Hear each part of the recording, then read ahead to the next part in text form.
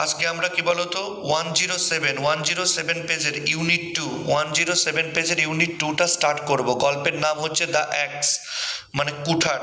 এই গল্পটা আমরা শুরু করব আমাদের টেক্সট বুকের 107 পেজ ইউনিট 2, এই পেজটা আজকে আমরা পড়াবো বা পড়বো।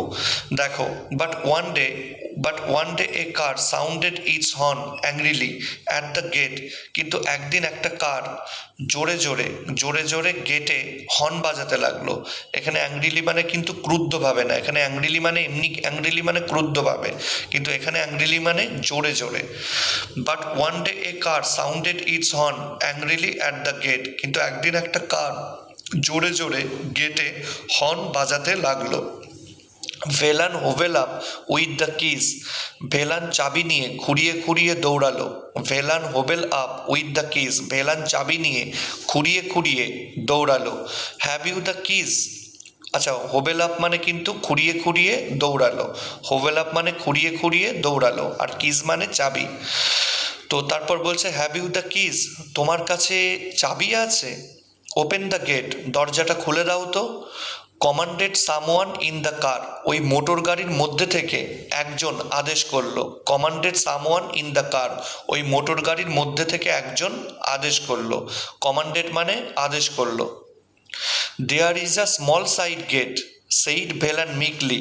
ভেলান নম্রভাবে বিনীতভাবে বলল, there is a small side gate. একটা ছোট পাশের গেট রয়েছে, একটা ছোট পাশের গেট রয়েছে। মিকলি মানে বিনীতভাবে বা নম্রভাবে, মিকলি মানে বিনীতভাবে বা নম্রভাবে। তাহলে সেইড ভেলান মিকলি, ভেলান নম্রভাবে বলল বা বিনীতভাবে বলল, there is a small side gate, একটি ছোট পাশের গেট আছে। Open the big gate for the car. গাড়ির জন্য বড় গেটটা খুলে দাও। Open the big gate for the car. গাড়ির জন্য বড় গেটটা খুলে দাও। Velan had to fetch a spade. ভেলানকে গিয়ে একটা কোদাল নিয়ে আসতে হলো। Velan had to fetch a spade. ভেলানকে গিয়ে একটা কোদাল নিয়ে আসতে হলো। ফেস মানে গিয়ে নিয়ে আসা, ফেস মানে গিয়ে নিয়ে আসা, আর স্পেড মানে কোদাল। তাহলে Velan had to fetch a spade, ভেলানকে গিয়ে একটা কোদাল নিয়ে আসতে হলো। And clear the vegetation which block the entrance. এবং গেটটিকে যে গাছপালা অবরুদ্ধ করে রেখেছিল। And clear the vegetation which block the entrance. এবং গেটটিকে যে গাছপালা অবরুদ্ধ করে রেখেছিল সেই গাছপালাগুলিকে পরিষ্কার করতে হলো। ভেজিটেশন মানে গাছপালা, ভেজিটেশন মানে ছোট ছোট গুল্ম জাতীয় গাছ, মানে ছোট ছোট চারা বা ছোট ছোট লতা পাতা, এগুলোকে বলে ভেজিটেশন। তাহলে ক্লিয়ার দ্য ভেজিটেশন, সেই সমস্ত গাছপালাগুলিকে পরিষ্কার করতে হলো। হুইজ ব্লকড দ্য এন্ট্রেন্স, যে গাছপালাগুলি প্রবেশদ্বার বা গেটটিকে অবরুদ্ধ করে রেখেছিল। The gates open on rusty hinges. জংধরা কবজার উপর ভর করে। ক্র্যাকিং অ্যান্ড গ্রোনিং, ক্যাসকোস শব্দ করে। দ্য গেটস ওপেন, ওই গেটটি খুলে গেল। দ্য গেটস ওপেন, ওই গেটটি খুলে গেল। On rusty hinges, জংধরা on rusty হিংস মানে জংধরা কবজার উপর ভর করে। অন রাস্টি হিংস মানে জংধরা কবজার উপর ভর করে। ক্র্যাকিং অ্যান্ড গ্রোনিং, ক্যাসকোস শব্দ করে। তাহলে on rusty hinges creaking and groaning, জংধরা কবজার উপর ভর করে, ক্যাসকোস শব্দ করে। দ্য গেটস ওপেন, ওই গেটটি খুলে গেল। রাস্টি মানে এখানে জংধরা। হিঙ্গেস, রাস্টি মানে এখানে জংধরা। হিঙ্গেস, হিঙ্গেস মানে কবজা, হিঙ্গেস মানে কবজা, হিঙ্গেস মানে কবজা। আর ক্র্যাকিং অ্যান্ড গ্রোনিং, এমনিতে গ্রোনিং মানে তোমার হচ্ছে গর্জন করতে থাকা বা আর্তনাদ করা, কিন্তু এখানে তো আর্তনাদ করা হবে না। ক্র্যাকিং অ্যান্ড গ্রোনিং একসাথে বলবে ক্যাসকোস শব্দ করে। ক্র্যাকিং অ্যান্ড গ্রোনিং মানে ক্যাসকোস শব্দ করে। আর হিঙ্গেস মানে তো বললাম, আর একবার বলছি, হিঙ্গেস মানে কবজা আর রাস্টি মানে জংধরা। They went round the garden, ওই লোকগুলি বাগানটিকে ঘুরে ঘুরে দেখলো। ওয়েন রাউন্ড মানে ঘুরে ঘুরে দেখলো। They went round the garden, ওই লোকগুলি বাগানটিকে ঘুরে ঘুরে দেখলো। অ্যান্ড সেইড, এবং বলল, we have to clear every bit of the jungle. আমাদের এই যে জঙ্গল, এই জঙ্গলের প্রত্যেকটি অংশ পরিষ্কার করতে হবে। We have to clear every bit of the jungle, এই জঙ্গলের প্রতিটি জায়গা আমাদের পরিষ্কার করতে হবে। All this will have to go, এই সমস্ত কিছু কেটে দিতে হবে। All this will have to go মানে এই সমস্ত কিছু কেটে দিতে হবে, এটা কিন্তু একটু মুখস্থ করবে। All this will have to go মানে এই সমস্ত কিছু কেটে দিতে হবে। Some mighty person look Velan up and down, কোনো এক মানে কোনো এক লম্বাকৃতির শক্তপোক্ত লোক ভেলানকে ভেলানকে তার মাথা থেকে পা পর্যন্ত দেখলো। তাহলে সাম মাইটি পার্সন, কোনো এক শক্তপোক্ত গড়নের লোক, শক্তপোক্ত গড়ন বলতে পারো, বা মাইটি মানে যেহেতু বড়, মাইটি মানে যেহেতু বড়, বা লম্বা লম্বা গোছের লোকও বলতে পারো। তাহলে সাম মাইটি পার্সন, কোনো এক লম্বা লোক, বা বলতে পারো কোনো এক লম্বা শক্ত গড়নের লোক, look Velan up and down, ভেলানকে তার মাথা থেকে পা পর্যন্ত দেখলো। অ্যান্ড সেইড, এবং বলল, you are the gardener I suppose, আমার মনে হয় তুমিই তো মালি, তাই তো? You are the gardener I suppose, আমার মনে হচ্ছে তুমিই মালি, তাই তো? আই সাপোজ মানে মনে হওয়া, সাপোজ মানে কি? মনে হওয়া, এখানে কিন্তু মনে মনে রাখবে, সাপোজ মানে মনে হওয়া। তারপর বলছে we have not much use of the garden now, আমাদের এখন বাগানের খুব একটা প্রয়োজন নেই। We have to not much use of the garden of a garden now, আমাদের এখন আর বাগানের খুব একটা প্রয়োজন নেই। অল দ্য ট্রিজ, সমস্ত গাছ, except half a dozen on the very boundary of the property, এই জমি জমার ওই ধার বরাবর গোটা 100 গাছ বাদ দিয়ে। তো বলছে except half a dozen on the very boundary of the property, এই যে জমি জমা, এই জমি জমার সীমানার কাছে, ভেরি মানে একদম, ভেরি মানে কি? একদম। তাহলে এখানে যেটা বলছে except half a dozen on the very boundary of the property, এই জমিটির, দ্য ভেরি বাউন্ডারি একদম সীমানা বরাবর, অন দ্য ভেরি বাউন্ডারি মানে একদম সীমানার দ্বারে, এক্সেপ্ট হাফ আ ডজন গোটা 100 গাছ বাদ দিয়ে, এক্সেপ্ট হাফ আ ডজন মানে গোটা 100 গাছ বাদ দিয়ে, অল দ্য ট্রিজ সমস্ত গাছগুলি, উইল হ্যাভ টু গো কেটে ফেলতে হবে, উইল হ্যাভ টু গো মানে কেটে ফেলতে হবে।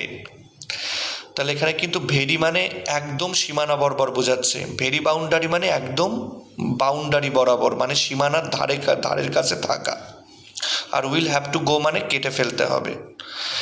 এরপর আ উইক লেটার, এক সপ্তাহ পরে, one of the sons of his old master, ওই বাড়ির পুরনো বাবুর সন্তানদের একজন, আ উইক লেটার এক সপ্তাহ পরে, এলেন, অ্যান্ড টোল্ড ভেলান, এবং ভেলানকে বললেন, you will have to go to your village old fellow, ওহে বুড়ো লোক, তোমাকে তোমার বাড়িতে ফিরে যেতে হবে। You will have to go to your village old fellow, ওহে বুড়ো লোক, তোমাকে এখন তোমার গ্রামে চলে যেতে হবে, এখন তোমাকে তোমার গ্রামে চলে যেতে হবে। The house is sold to a company, বাড়িটি একটি কোম্পানিকে বিক্রি করে দেওয়া হয়েছে। The house is sold to a company, বাড়িটি একটি কোম্পানির কাছে বা একটা সংস্থার কাছে বিক্রি করে দেওয়া হয়েছে। এখানে কোম্পানি মানে কোনো সংস্থা, বা কোম্পানিকে কোম্পানিও বলতে পারো।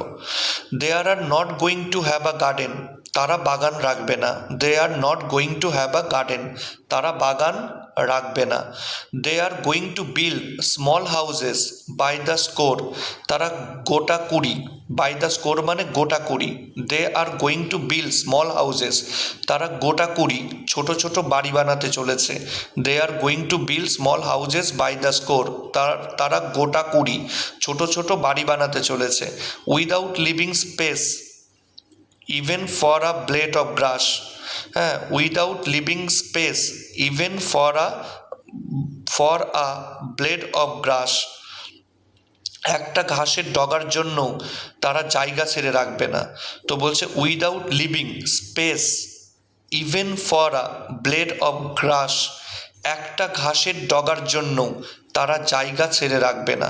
এখানে ব্লেড মানে ডগা, এখানে ব্লেড মানে ডগা, তাহলে উইদাউট লিভিং আ স্পেস, তারা কিন্তু কোনো জায়গা ছেড়ে রাখবে না।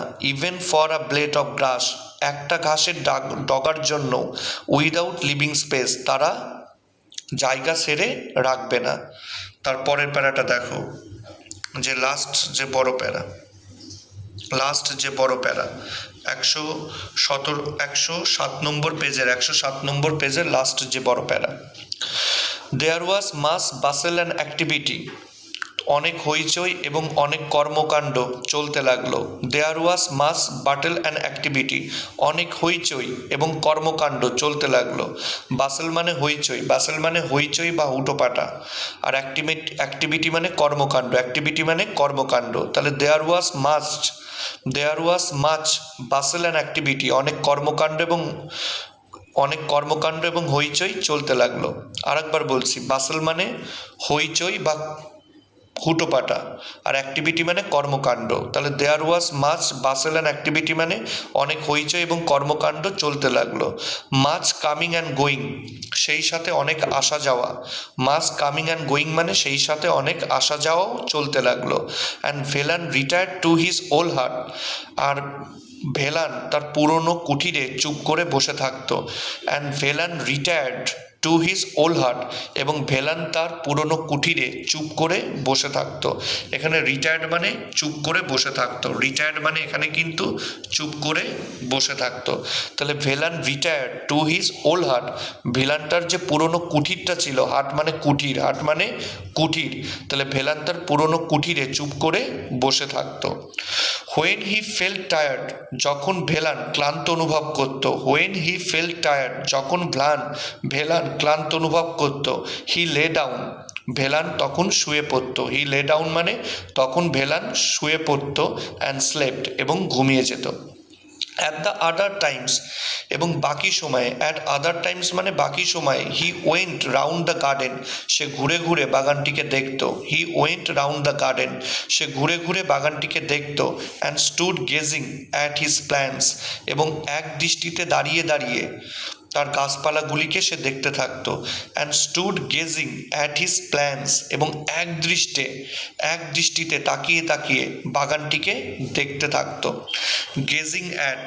গেজ মানে দেখা, তাই যে কোনো দেখার ইংলিশের সাথে অ্যাড বসে।